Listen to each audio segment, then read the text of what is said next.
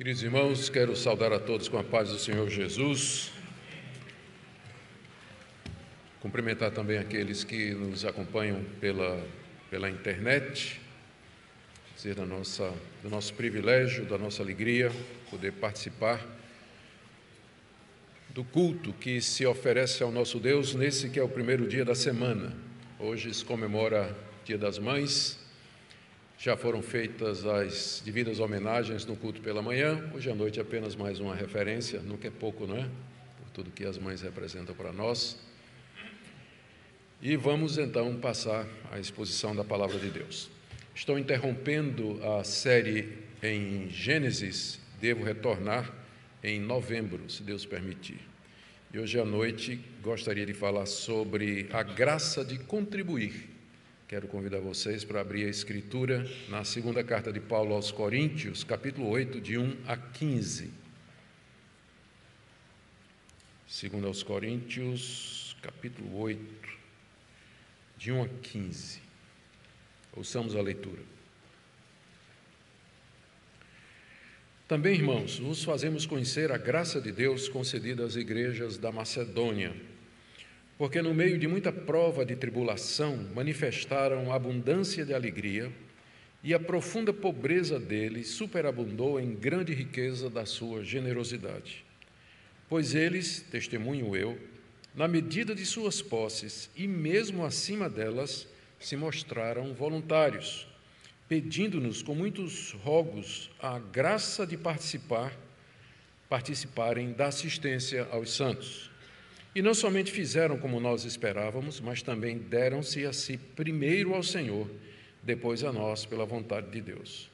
O que nos levou a recomendar a Tito, que como começou, assim também complete essa graça entre vós. Como, porém, em tudo manifestais superabundância, tanto na fé e na palavra, como no saber, e em todo cuidado, e em nosso amor para convosco, assim também abundeis nessa graça.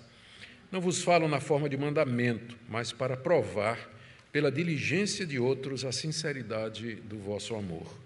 Pois conheceis a graça de nosso Senhor Jesus Cristo, que, sendo rico, se fez pobre por amor de vós, para que pela sua pobreza vos tornasseis ricos. E nisso dou minha opinião, pois a vós outros, que desde o ano passado, principiastes não só a prática, mas também o querer, convém isso. Completai agora a obra começada, para que, assim como revelastes prontidão no querer, assim a leveis a termo segundo as vossas posses. Porque se a boa vontade será aceita conforme o que o homem tem, e não segundo o que ele não tem. Porque não é para que outros tenham alívio e vós sobrecarga, mas para que haja igualdade, suprindo a vossa abundância no presente e a falta daqueles, de modo que a abundância daqueles venha a suprir a vossa falta. E assim haja igualdade, como está escrito: o que muito colheu não teve demais, e o que pouco não teve falta. Até aqui, queridos, a leitura da Escritura. Vamos orar mais uma vez, pedindo que nosso Deus ilumine nosso entendimento. Ó Pai querido, te damos graças pelos princípios que Tua Palavra nos traz sobre a graça de contribuir, a graça de ajudar, de abençoar outras pessoas. Nós pedimos que a exposição dessa passagem desperte o nosso coração para esse grande privilégio que o Senhor nos dá. Nós oramos pelos necessitados que estão passando por dificuldades. Oramos também, ó Deus, pela administração dos recursos da nossa igreja, pelos projetos que nós temos, a obra missionária. Dê, Senhor, que não falte as condições para isso. E abençoa ricamente aqueles que, de coração generoso e voluntário, contribuem para o progresso da Tua obra. É o que pedimos em nome de Jesus. Amém. Queridos, houve uma fome muito grande na região da Judéia durante o tempo do imperador Cláudio. Na verdade, o reino do imperador Cláudio foi marcado por uma série de calamidades, como perda de colheitas, na perda de campos, guerras, em várias partes do seu reino. As principais, as mais afetadas, foram Judéia, Roma, Grécia e Egito. Essa última calamidade no Egito que provocou uma fome muito grande foi por conta das enchentes do rio Nilo. O rio Nilo transbordou e entrou nos campos dos egípcios, e eles perderam colheitas, trazendo um período de grande fome lá no Egito. Tudo isso durante o tempo do imperador Cláudio, que foi contemporâneo dos apóstolos da igreja primitiva. Essa fome aqui que eu mencionei, que houve durante o reinado do imperador Cláudio na região da Judéia, aconteceu quando Tibério Alexandre era procurador do Império Romano na Judéia. Então, isso a gente sabe por conta de informações extrabíblicas, o que nos leva, então, a concluir que essa fome aconteceu por volta do ano 46, mais ou menos, ou seja, 16 anos depois da morte e da ressurreição de Cristo, do dia de Pentecostes e do começo da igreja cristã. 16 anos depois que a igreja começou, então veio essa provação, essa fome, que a gente não sabe a causa, que atacou toda a região da Judéia, onde a igreja tinha os seus começos. Na verdade, profetas cristãos tinham antecipado que isso aconteceria. Lá em Atos capítulo 11, 27 a 28, a gente lê de um profeta chamado Ágabo, que ele profetizou. Ele disse da parte de Deus que essa fome haveria de acontecer, o que deu ensejo, então, para que os cristãos fizessem alguns preparativos para enfrentar aquela dificuldade. A fome, de fato, aconteceu, pode ter sido causada por uma seca prolongada, enchentes, praga de gafanhotos, que era muito comum é muito comum no Oriente. O ponto é que a igreja de Antioquia, que foi uma das primeiras a ser fundadas fora da Judéia e que era composta de gentios convertidos, resolveu ajudar financeiramente os judeus, os cristãos judeus lá de Jerusalém. Se vocês lembram do início do livro de Atos, centenas de milhares de judeus se converteram em Jerusalém e muitos deles tinham vindo de várias partes do Império Romano para o dia de Pentecostes, quando ouviram a pregação de Pedro. E, tendo encontrado o Messias, ficaram em Jerusalém. Eles não voltaram para casa. E a igreja, que tinha 120 membros, pulou para mais de 5.000, com 2 sermões de Pedro, né? 2 sermões de Pedro. Hoje, Pedro, com 2 sermões, ganhava 5.000 pessoas. Hoje a gente precisa de 5.000 sermões para ganhar 2 pessoas. Tem alguma coisa errada, né, faltando aqui. Mas, de qualquer forma, diante da necessidade daquela multidão, muitas viúvas e órfãos, os crentes de Jerusalém começaram a vender propriedades, como Barnabé, por exemplo. Venderam propriedades e trouxeram e deram para ajudar aquela situação. E a igreja vou usar o termo, descapitalizou. Então, porque na hora que você começa a vender tudo que tem para ajudar o problema da pobreza, não é? Só está saindo, não é? Não tem uma solução. No final, a igreja de Jerusalém estava pobre. E aí, é por isso que esse modelo que você tem da igreja de Jerusalém, no livro de Atos, ele não é o paradigma para as igrejas modernas ou para as igrejas na história da igreja. Aquele foi um momento específico que os cristãos voluntariamente venderam suas propriedades para ajudar os pobres que tinha ali. Resultado, depois de 16 anos, a igreja de Jerusalém estava pobre. Por isso que os irmãos da igreja de Antioquia resolveram fazer uma grande oferta, encabeçada pelo apóstolo Paulo, para socorrer os irmãos da Judéia que estavam passando por grande necessidade, especialmente agora diante daquela catástrofe. Lá no capítulo 11, verso 30, nos diz que eles levantaram uma oferta, e eles começaram a levantar uma oferta, e o plano é que Paulo e Barnabé levassem aquela oferta para os irmãos da Judéia. Quando a notícia espalhou que a igreja de Antioquia, que era uma igreja gentílica, estava levantando uma oferta para a igreja mãe lá de Jerusalém, que estava passando necessidade, várias outras igrejas resolveram entrar na contribuição também, no projeto, né? No desafio financeiro. Os crentes de Corinto, então, eles disseram a Paulo: nós vamos contribuir, nós queremos entrar com a nossa parte, nós queremos ajudar aqueles queridos irmãos e queremos que você leve a nossa oferta. E também igrejas da região da Macedônia, particularmente a igreja de Filipos e a igreja de Tessalônica, ambas fundadas pelo apóstolo Paulo. Elas também entraram no projeto, né, no esforço conjunto para levantar uma oferta para ajudar a igreja de Jerusalém. Contudo, passado um ano dos coríntios terem dito a Paulo, nós vamos contribuir, a oferta deles ainda não estava pronta. Eles tinham dito que iriam mandar, que iam levantar a oferta. Um ano depois, não tinha chegado nada de Corinto. Filipos tinha mandado, Macedônia tinha mandado, Tessalônica tinha mandado, igrejas da Macedônia, mas Corinto, que foi quem teve a iniciativa inicial, né, primeira iniciativa, ela não mandou nada. Paulo, então, que estava pretendendo visitar a igreja de Corinto para tratar de outros assuntos, iria aproveitar a oportunidade para fazer o levantamento da coleta e trazer ele mesmo. E as instruções que ele coloca aqui na sua segunda carta, que são os capítulos 8 e 9 de segunda carta aos Coríntios, esses dois capítulos Paulo usa com o objetivo de despertar os coríntios para doarem generosamente, conforme eles haviam dito que fariam, só que até agora eles não tinham feito. E para isso, Paulo, aqui no capítulo 8 e no capítulo 9, ele emprega diversos princípios e argumentos que têm como objetivo despertar a generosidade, despertar a voluntariedade, mostrar a importância e a necessidade deles cumprirem o que haviam dito, de que estariam participando dessa coleta para ajudar os crentes de Jerusalém.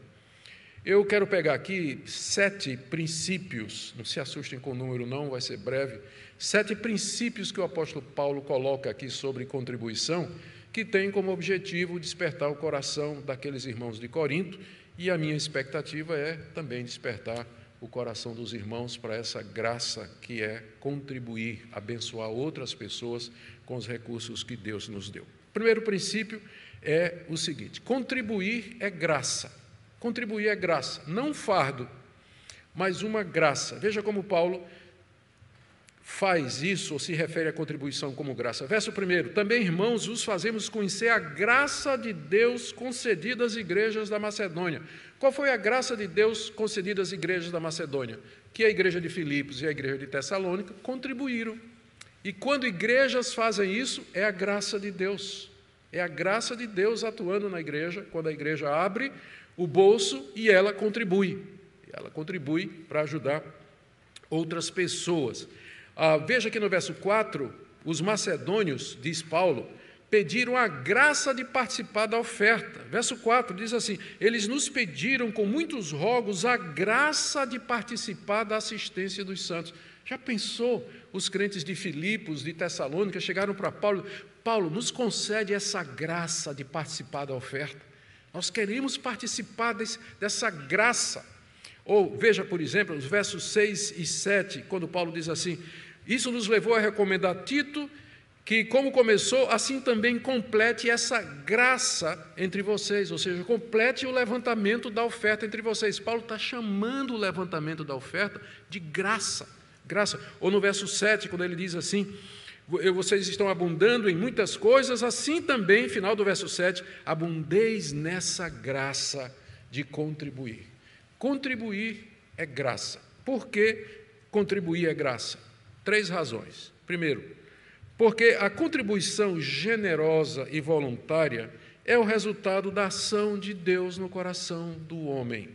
A tendência de nosso coração é se agarrar com tudo que nós temos aos nossos bens, pois eles representam a nossa sobrevivência, a nossa segurança e o nosso conforto. Quando os crentes da Macedônia, Filipos e Tessalônica, voluntariamente tomaram a iniciativa de participar da oferta, inclusive pedindo, suplicando por isso, Paulo percebeu que aquilo só podia ser o resultado da graça de Deus na vida da igreja. Só Deus para fazer isso, para dispor o nosso coração e dispor o coração da igreja inteira, de 2 igrejas, para voluntariamente se juntar àquele esforço para ajudar os crentes lá de Jerusalém. Segundo, em que sentido contribui a graça de Deus? Primeiro, porque é o resultado da ação de Deus no coração humano. Segundo, porque é um privilégio que Deus nos concede abençoar outras pessoas através dos bens que Ele nos concedeu. Ajudar outras pessoas através dos bens que Deus nos deu é graça. É uma graça que Deus nos dá. É um privilégio que Deus nos dá. Participar no alívio de outros e da propagação do Evangelho, o sustento da obra de Deus, a extensão do reino dele aqui nesse mundo, é um favor que Deus nos concede. Você não está fazendo favor nenhum a Deus quando você está contribuindo. É Deus que está lhe fazendo um favor. Ele está lhe dando a graça de você participar nesse ministério ou nessa atitude que procede do coração de Deus. Muitos cristãos não enxergam a contribuição como uma graça, um favor não merecido de Deus. Ao contrário, eles veem como uma obrigação pesada, como um desencargo de consciência dos deveres cristãos. Tanto é que contribuir é uma graça que poucos querem. Todo mundo quer a graça do perdão, todo mundo quer a graça da salvação, mas a graça de contribuir, eu não sei quantos oram por isso, não é? Deus, concede-me a graça, um coração generoso e os meios pelos quais eu posso abençoar o teu povo e a expansão do teu reino.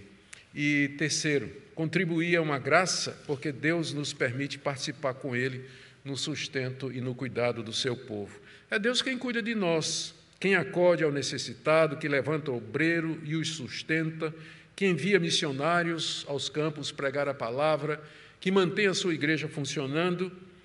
E é, portanto, pura graça nós podermos cooperar com Deus nessa obra. Que alto privilégio Deus nos dá. Então, esse é o primeiro ponto aqui da passagem. Contribuir deve ser visto como um privilégio, uma graça que Deus nos dá, um favor imerecido. Não somos dignos de, ao lado do nosso Deus, cooperarmos para o avanço do seu reino aqui nesse mundo. O segundo ponto de Paulo é esse. A graça de contribuir é também para os pobres e para os que sofrem. Está aí nos versos de 2 a 4. Ele diz assim, porque no meio de muita prova de tribulação, ele está falando da igreja de Filipos e a igreja de Tessalônica, no meio de muita prova de tribulação, manifestaram abundância de alegria, e a profunda pobreza deles superabundou em grande riqueza da sua generosidade, porque eles, testemunho eu, na medida das suas posses e mesmo acima delas, se mostraram voluntários, pedindo com muitos rogos a graça de participar da assistência dos santos. Essa foi a atitude de Filipos e a atitude de Tessalônica. Aqui nessa passagem, esses 3 versículos, Paulo expõe os efeitos da graça de Deus no coração dos crentes da Macedônia em relação a ofertas sendo levantadas. E ele apresenta 4 evidências da graça de Deus operando no coração deles. A primeira, está aí no verso 2, ele diz assim, porque no meio de muita prova de tribulação, manifestaram abundância de alegria. Quando a ideia da coleta apareceu lá na Macedônia, eu estou pensando aqui particularmente em Tessalônica, os tessalonicenses estavam passando por grande perseguição. Lê o capítulo 17 do livro de Atos, você vai ver. Paulo chegou lá, pregou o evangelho, nasceu a igreja. 3 semanas depois, 4 semanas depois, os judeus incrédulos moveram uma grande perseguição contra a igreja, prenderam Jason, prenderam outros líderes da igreja, foram levados diante do tribunal, tiveram que pagar uma fiança. Paulo foi expulso da cidade e a perseguição continuou contra os crentes de Tessalônica. E Paulo, angustiado, querendo voltar para ajudar a igreja, e não podia. Por isso ele escreveu 2 cartas aos tessalonicenses. A carta representava a presença do apóstolo quando ele não podia estar presente, né? Substituía a ausência dele. Então, no meio de muita tribulação, veio o apelo para a oferta. E vocês acham que os crentes tessalônicos disseram assim, não, nós não temos como contribuir, nós estamos aqui sendo perseguidos, tem gente aqui perdendo emprego, tem gente aqui sendo preso, os bens arrestados aqui, nós não vamos contribuir. Não. Eles disseram, queremos sim, nós queremos participar dessa graça que é contribuir para os irmãos lá da Judeia. Vocês podem contar conosco. Como Paulo diz, no meio de muita prova de tribulação, manifestaram abundância de alegria. Muita tribulação, mas muita alegria, porque era uma igreja crente, era uma igreja cheia do Espírito Santo, era uma igreja firmada na palavra de Deus. As perseguições e dificuldades não impediram o desejo e a ação de contribuir.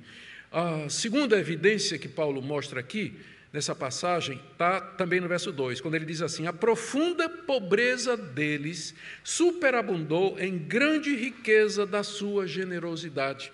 A profunda pobreza. Irmãos, os crentes do primeiro século, a maioria dos cristãos do primeiro século, vinha das classes mais baixas da sociedade.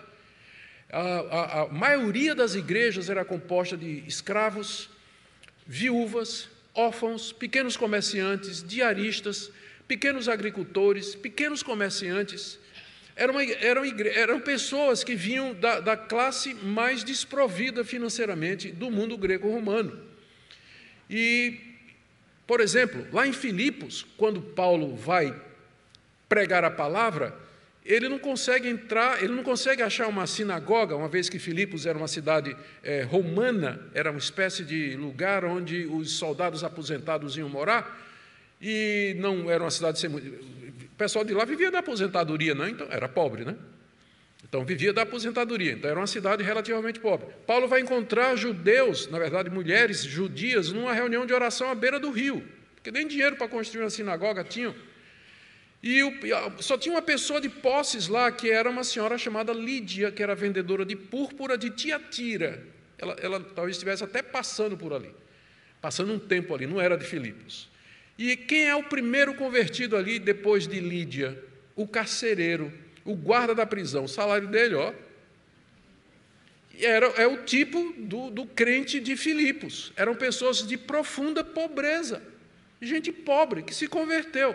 Mas quando chegou a ideia e o apelo de levantar uma oferta para os crentes de Jerusalém, Paulo diz aqui que a profunda pobreza deles superabundou em grande riqueza de necessidade. A generosidade deles era inversamente proporcional à pobreza. O que eles tinham de pobre, tinham de generosos. Somente a graça de Deus pode fazer isso. Porque às vezes a gente diz assim, mas como é que eu vou contribuir? Não é? Eu ganho um salário mínimo, ou eu não ganho nada, ou estou meio apertado, recebo um dinheirinho apertado e tudo mais. Não existe empecilho, ou não existe dificuldade da parte dos crentes de Filipos, que passavam por uma situação apertada, em tirar alguma coisa para contribuir.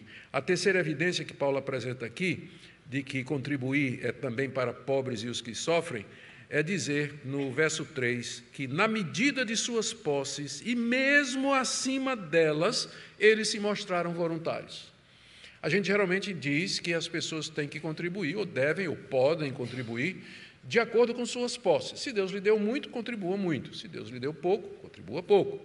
Mas os filipenses e os tessalonicenses, diz aqui o apóstolo Paulo, eles deram na medida de suas posses e mesmo acima delas. É isso que a gente chama de um compromisso de sacrifício. Não foi de acordo com as posses, foi além daquilo que as posses permitiam. Claro, o apóstolo Paulo não está aqui encorajando ninguém a ser irresponsável, porque a gente tem um orçamento doméstico e todo mundo conhece aquela famosa conta. Você não pode gastar mais do que você ganha. Mas se você apertar aqui, tirar ali, diminuir aquilo lá, você vai ver que vai sobrar alguma coisa. Não é? A gente gasta muita coisa. Mesmo que a gente faça o orçamento na ponta do lápis, a gente sempre pode encontrar alguma forma de diminuir, não ser irresponsável para não quebrar o orçamento doméstico, e vai sobrar alguma coisa para o serviço de Deus. A alegria de dar compensa qualquer outra coisa. Na medida de suas posses e mesmo acima delas se mostraram voluntários. Muitos crentes da Macedônia se sacrificaram financeiramente para ajudar aqueles irmãos carentes da Judéia. E somente a graça de Deus pode fazer esse tipo de coisa. E a quarta evidência de Paulo, eles pediram com muitos rogos a graça de participar da assistência dos santos. Eu já toquei nesse ponto, mas eu volto a tocar porque essa não é uma cena comum. Geralmente a cena que acontece é essa que vocês estão vendo, o pastor pedindo para a igreja contribuir. Não é? O quadro que a gente tem aqui é ao contrário, eram os membros pedindo ao pastor para contribuir. Ele diz, nós queremos, rogando inclusive, não é? Rogando, fazendo um apelo ao pastor Paulo pela graça de contribuir nessa oferta que estava sendo levantada. O poder da graça de Deus conquista o egoísmo, a avareza no coração, o medo do futuro e torna quadros assim possíveis, uma igreja que voluntariamente queria contribuir para as coisas de Deus. Estes foram os efeitos da graça de Deus nas igrejas da Macedônia. E Paulo está citando isso aqui, veja que ele está escrevendo para os coríntios, né? Mas ele está citando isso tudo que aconteceu lá na Macedônia, com Tessalônica e Filipos, exatamente para encorajar os coríntios que tinham dito há 1 ano atrás que iriam contribuir e até agora, neca, zero, nada, não tinha chegado nada. Então Paulo está usando o exemplo daqueles irmãos para estimulá-los a contribuir. Vamos aqui para o terceiro princípio de contribuição que Paulo coloca, que é contribuição e consagração andam juntos. Versos 5 e 6. Onde nós lemos: e não somente fizeram como nós esperávamos, que era contribuir, está falando dos crentes da Macedônia, mas também deram-se a si mesmo primeiro ao Senhor e depois a nós pela vontade de Deus, o que nos levou a recomendar a Tito que, como começou, assim também complete essa graça entre vós. Aqui Paulo é cuidadoso em esclarecer que a generosidade dos crentes de Filipos e da Macedônia foi precedida da consagração deles ao Senhor. Está claro na passagem, não é? Eles primeiro se deram ao Senhor e depois se deram a nós. Então, dar a nós, não é? Se entregar a nós, quer dizer, entregar as ofertas. Mas primeiro eles se consagraram a Cristo e, como resultado, eles abriram o bolso e contribuíram generosamente para o levantamento daquela oferta. Paulo está se referindo à conversão deles, que aconteceu através do seu ministério, e a conversão foi seguida da dedicação de suas vidas e bens ao Salvador. Sem isso, tal generosidade seria impossível. E em seguida os macedônios se entregaram a nós, diz Paulo, ou seja, entregaram suas ofertas generosas como expressão da entrega total do Senhor. Vocês estão percebendo a relação entre entregar-se primeiro ao Senhor e em seguida entregar as ofertas, porque a última é decorrente da primeira. O ponto que eu quero trazer é esse aqui, que a verdadeira conversão, ela produz efeitos no bolso do convertido. O bolso é o órgão mais sensível do corpo humano. E quando o bolso se converte, é sinal de que a pessoa toda se converteu. A prova disso é a história de Zaqueu, o cobrador de impostos, que abriu seu bolso para restituir o que havia roubado e para dar generosamente aos pobres, Lucas capítulo 19, de 1 a 10, depois do que Jesus disse: agora veio salvação a essa casa. Só depois da conversão do bolso de Zaqueu é que Jesus disse: agora veio salvação a essa casa. Uma pessoa que disse convertida a Deus, a Cristo, mas ele não converte a carteira, não converte o bolso, ele ainda tem um ídolo no coração dele. Ele ainda está pegado a estas coisas. Ele ainda está preso às condições materiais aqui. Primeiro nós nos entregamos ao Senhor e depois as ofertas seguem. O exemplo oposto é Ananias e Safira, lá em Atos capítulo 5, cujos corações não eram totalmente do Senhor. Queriam parecer piedosos e generosos e, ao mesmo tempo, alimentavam a avareza da sua alma. Depois leia a história em Atos capítulo 5, de 1 a 11. Assim, animado pelo exemplo dos macedônios, que primeiro se consagraram e depois, como resultado, deram as ofertas, Paulo pede a Tito que vá até Corinto para terminar o recolhimento das ofertas entre os coríntios, né, que é o que está no verso 6. Eu recomendei a Tito que, como começou, assim também complete essa graça em vós. Então, Tito já tinha estado lá, agora ele iria para arrematar, levantar a oferta dos coríntios e trazer. Muito bem, vamos para o nosso quarto princípio, né? Quarto princípio. Veja como Paulo, veja a metodologia de Paulo. Paulo está querendo persuadir os coríntios a respeito da contribuição. E é assim que as coisas funcionam na igreja. As pessoas têm que fazer as coisas porque elas estão persuadidas, porque elas estão convencidas, porque elas entendem o motivo. Igrejas que obrigam seus membros ou exigem coisas dos seus membros simplesmente a partir da força da autoridade do pastor. O pastor está dizendo, não toque no ungido do Senhor. Quem é você para resistir a Deus? Deus está me dando uma palavra. Não é assim que funciona na igreja.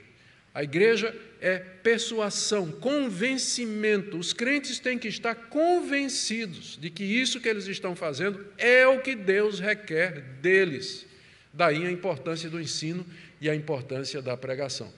Paulo gastou 2 capítulos grandes da segunda carta aos Coríntios, com pelo menos 7 princípios sobre contribuição para poder convencer os coríntios a participar nisso que eles já tinham dito que haveriam de fazer. Vamos para o 4º princípio, é que a nossa generosidade tem que ser proporcional à nossa fé e ao nosso conhecimento. Versos 6 e 7, mas especialmente o verso 7. Como, porém, em tudo manifestais superabundância, tanto na fé e na palavra, como no saber, e em todo cuidado, e em nosso amor para convosco, assim também abundeis nessa graça. A igreja de Corinto era uma igreja em que havia uma abundância de graça, de virtudes. Era uma igreja onde, no início da primeira carta que Paulo escreveu para eles, o apóstolo disse, não falta nenhum dom espiritual entre vocês.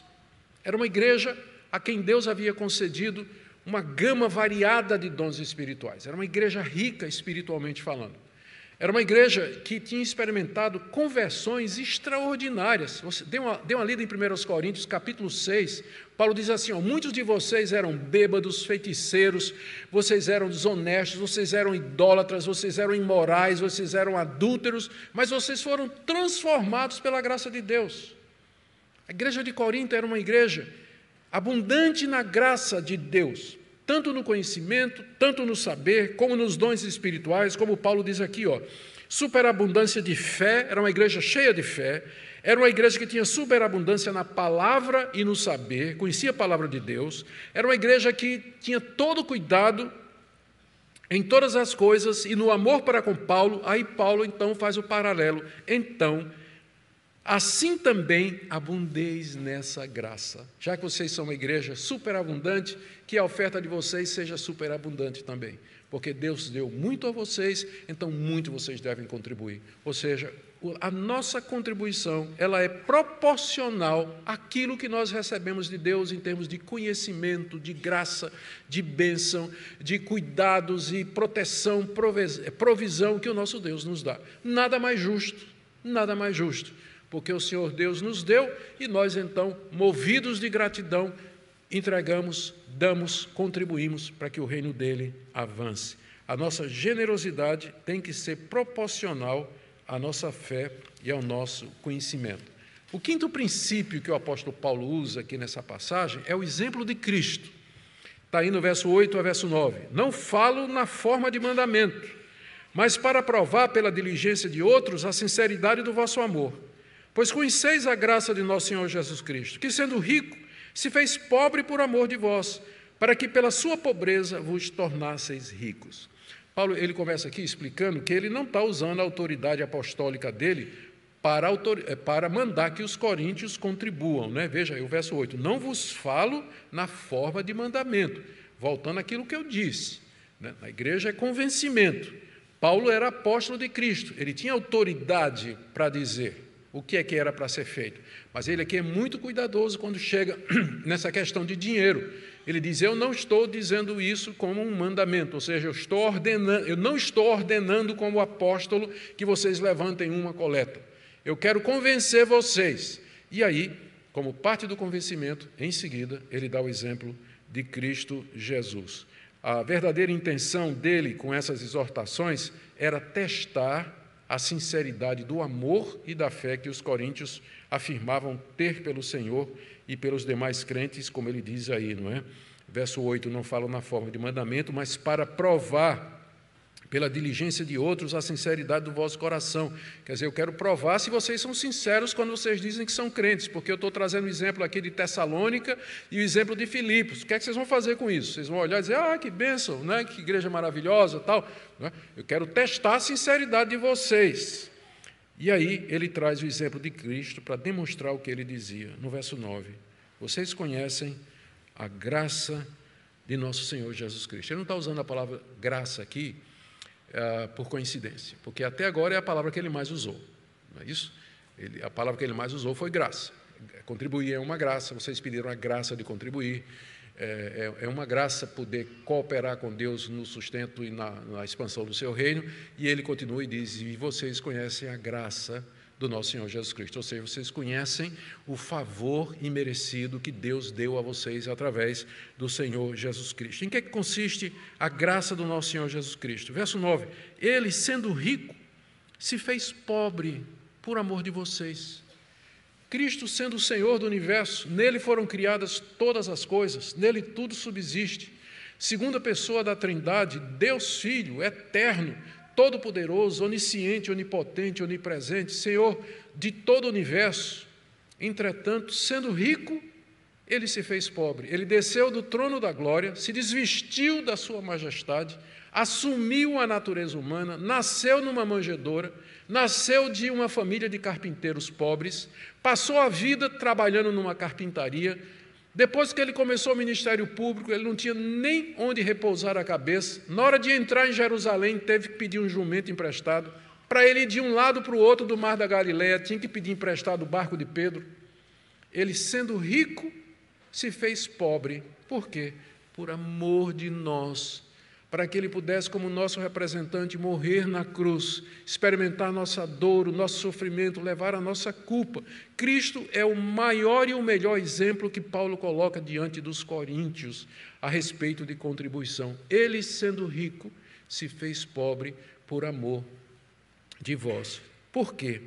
Para que pela pobreza dele, pela sua humilhação e pela sua morte, vós vos tornasseis ricos. Nós hoje somos os herdeiros do mundo, não é isso? Somos os herdeiros do mundo, herdeiros com Cristo. Esse mundo é nosso. Ainda não entramos na posse, mas é nosso, é nosso. Temos a vida eterna, temos o corpo da ressurreição, a comunhão com os santos e anjos e Cristo para toda a eternidade. Tudo é nosso. Como é que isso chegou a mim? Não por mérito, mas porque Cristo, sendo rico, ele se tornou pobre para que a sua riqueza fosse minha. Que exemplo e que estímulo para nós.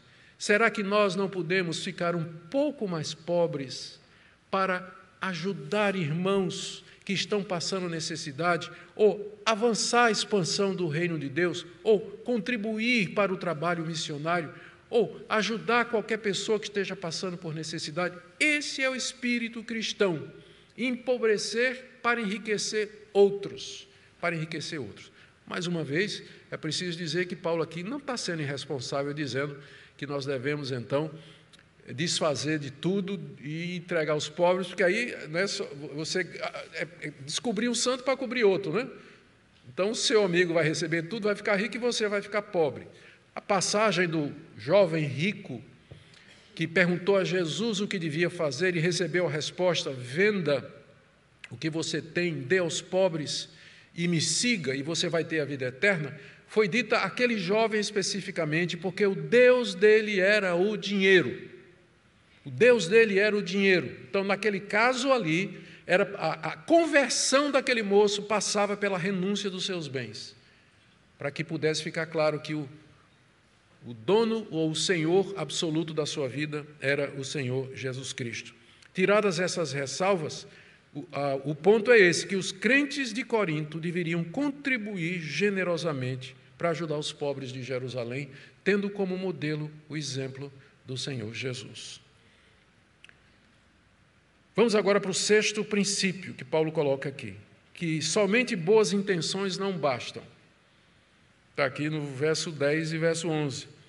Paulo diz assim: eu dou minha opinião a vós outros, que desde o ano passado principiastes não só a prática, mas também o querer. Convém isso, completai agora a obra começada, para que, assim como revelastes prontidão no querer, assim a leveis a termo segundo as vossas posses. O que Paulo está dizendo aqui, em outras palavras, é o seguinte: não basta apenas vocês, um ano atrás, terem manifestado o desejo de contribuir. É preciso que vocês levem isso a termo, que vocês coloquem isso em prática, que vocês realizem aquilo que vocês disseram que vocês haveriam de fazer. Ele termina essa parte exortando os coríntios a levar a termo a promessa que eles tinham iniciado desde o ano passado, mostrando prontidão, etc. Muitos cristãos se comprometem, por ocasião do seu batismo e da profissão de fé, a contribuir para o sustento da casa de Deus. Contudo, a intenção de muitos fica só nisso mesmo. Fica só nisso mesmo. Deus requer de nós não somente o querer, como também o realizar. Então, não é somente se comprometer e dizer que vai, dizer que quer, que aceita e que vai ter todo o prazer em fazer isso, mas é você se comprometer na prática, realizar na prática aquilo que você disse, porque somente boas intenções não levarão o reino de Deus adiante. E por último, querido, nós devemos contribuir de acordo com nossas posses, versos de 11 a 15. O apóstolo Paulo diz aí no final do verso 11: leveis a termo a promessa segundo as vossas posses. Normalmente, e essa é a prática geral, as igrejas evangélicas, cristãs, bíblicas, históricas, elas nunca expoliam nem assaltam o bolso dos seus membros. Como, infelizmente, as igrejas dominadas pela teologia da prosperidade fazem, arrancando o último centavo de todos os membros no que eles podem, da maneira como eles podem. Geralmente, a nossa orientação é que contribuamos de acordo com as nossas posses, voluntariamente, generosamente, vendo isso como uma graça, mirados no exemplo do Senhor Jesus Cristo, nunca a ponto de, irresponsavelmente, você quebrar seu orçamento doméstico. Cada um deve fazer isso de acordo com as suas posses, diz o apóstolo Paulo. Porque, no verso 12, se a boa vontade será aceito conforme o que o homem tem e não segundo o que ele não tem. O que Deus vai aceitar, o pastor Cláudio falou disso hoje de manhã, não é a quantidade, mas é a disposição do nosso coração. O exemplo da viúva pobre, que é muito bem conhecido. Ele continua o argumento no verso 13, porque não é para que os outros tenham alívio, olha aqui o argumento de Paulo, não é para que o pessoal lá de Jerusalém fique aliviado da fome, porque recebeu uma oferta generosa de vocês, e vocês fiquem sobrecarregados, porque deram muito mais do que vocês podiam ou deviam, e o resultado é que agora vocês estão sobrecarregados. Então, não é esse o propósito. O que ele diz é para que haja igualdade, verso 14, suprindo a vossa abundância no presente e a falta daqueles, de modo que a abundância daqueles venha a suprir a vossa falta e assim haja igualdade. É como se Paulo dissesse assim: dessa vez são eles que estão precisando, então a abundância de vocês vai suprir a falta deles. Mais para frente, no futuro, quem sabe, vocês vão estar, a situação vai ser inversa, vocês vão estar passando necessidade, então a generosidade deles vai suprir a falta de vocês, para que haja igualdade. E aqui ele faz uma citação do livro de Êxodo, capítulo 16, verso 19, é o episódio do maná, que Moisés determinou ao povo de Israel que pela manhã cedinho cada família saísse e colhesse uma determinada quantidade daquele pão que caía do céu, que era como uma semente de coentro, uma espécie de geleia que caía, que podia ser cozinhada, cozida, frita, assada, flambada, virar sorvete, tudo de maná, você podia fazer tudo de maná. Então, mas cada família, a regra era essa, você tem que colher essa quantidade equivalente ao tamanho da família. E aí, diz lá no texto de Êxodo, capítulo 16, verso 19, que as famílias que colheram menos, não faltou para elas, e as que colheram demais, também não sobrou. Ou seja, houve igualdade. Paulo usa esse episódio do Antigo Testamento para dizer que o objetivo pelo qual nós levantamos ofertas, nós contribuímos, trazemos nossos dízimos e contribuição para abençoar pessoas, o avanço do reino de Deus, a causa de Deus, não é para que ajudando outros, nós fiquemos sobrecarregados, mas para que haja igualdade, porque no final, Deus generosamente haverá de compensar aqueles que contribuem. Eu nunca conheci um cristão generoso que passe necessidade. Eu não estou falando de gente rica, não. Estou falando de gente sem condição financeira. Nunca conheci um cristão de condição humilde, mas generoso, que passasse por necessidade ou sofresse alguma falta. Deus, na sua misericórdia, sempre cuida e Ele sempre ajuda aqueles que precisam. Eu quero terminar, queridos, com algumas aplicações breves aqui para nós. Primeira, a gente pode medir a operação da graça de Deus no coração através da maneira como as pessoas contribuem para o reino de Deus. Ninguém vai ser disciplinado na igreja se não for contribuinte. Ninguém vai ser disciplinado por conta disso. Mas isso mostra alguma coisa a respeito daquela pessoa. Que alguma coisa está acontecendo. Por que motivo ela não haveria de contribuir, de ajudar, diante de toda essa argumentação que o apóstolo Paulo colocou aqui, por exemplo? O exemplo de Cristo, contribuir é uma graça. Agora você contribui, abençoa alguém, depois no futuro você vai precisar também, é para que tudo haja igualdade. Eu coloquei 7 argumentos aqui, a Bíblia tem mais dezenas de outros argumentos a respeito disso aqui.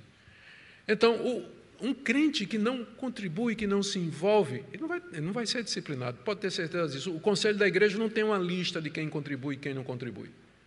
Não tem, a gente não sabe disso. Isso é uma coisa que é do tesoureiro da igreja, juntamente com mais a comissão de análise de contas e pronto.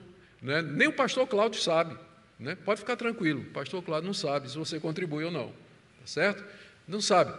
Mas, se a pessoa não contribui, isso significa, aponta para alguma deficiência de entendimento, de compreensão do que é o Evangelho, a vida em igreja e da própria graça de Deus.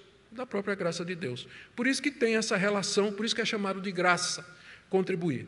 Uma outra aplicação que eu queria fazer é que mesmo os crentes mais desprovidos, eles têm o privilégio de contribuir. Eu sei que a gente está passando um momento difícil no nosso país, aliás, no mundo todo. Mas sempre foi assim na história da igreja. Momentos melhores, momentos mais difíceis, e a igreja sempre permaneceu.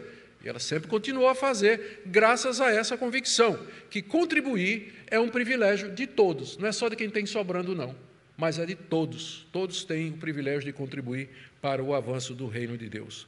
Uma terceira aplicação aqui, considero essa bem importante, mais do que nossa oferta, Deus quer a nós mesmos. Esse é o ponto de Paulo quando ele diz que os macedônios primeiro se entregaram ao Senhor e depois a oferta veio como expressão disso aqui. As ofertas são apenas um meio pelo qual nós demonstramos que nós já nos entregamos primeiramente ao Senhor Jesus e que reconhecemos que a Ele tudo pertence. E, por último, queridos, o exemplo bendito do nosso Salvador. Nós somos discípulos daquele que, sendo rico, se fez pobre. Que outra atitude se poderia esperar de nós? Nós não seguimos um homem rico, poderoso, com poder político. Nós não somos discípulos de alguém assim. Nós somos discípulos de um carpinteiro que morreu pendurado numa cruz. Filho de Deus se oferecendo em sacrifício, morte cruenta, pelos nossos pecados. Nós somos discípulos de Jesus de Nazaré, que, sendo rico por amor de nós, se fez pobre, para que as outras pessoas, para que nós pudéssemos ser enriquecidos e para que nós pudéssemos também abençoar outras pessoas.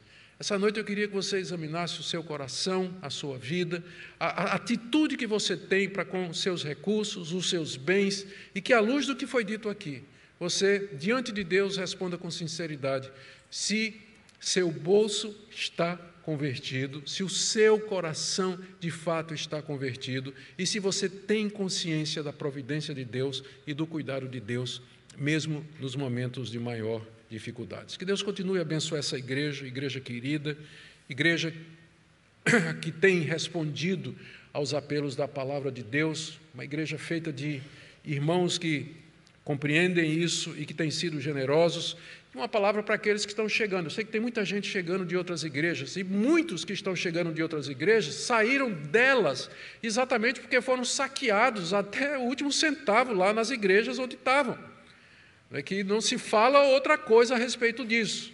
Não se fala outra coisa. E o ponto é esse o tempo todo.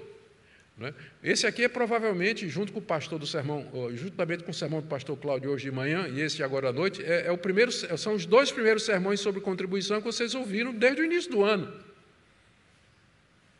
Não é assim em outros lugares e os crentes saem de lá espantados. Não é? Aí, quando chegam aqui, então eles já ficam assim um pouquinho preocupados, né?